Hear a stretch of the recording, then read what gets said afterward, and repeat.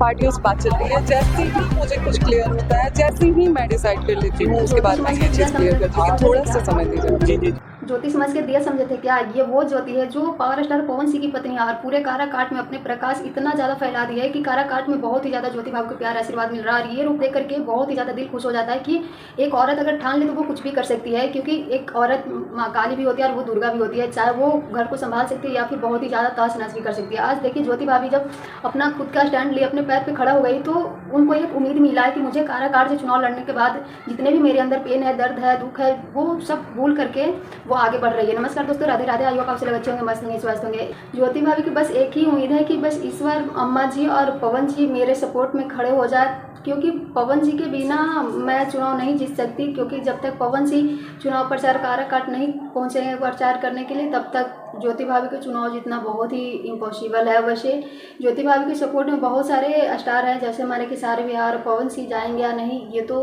पवन सिंह पे निर्भर करता है और उनकी अम्मा पे। वैसे अपना राय जरूर दीजिएगा, पवन सिंह के जाना चाहिए या नहीं, कमेंट सेक्शन में जरूर बताएं।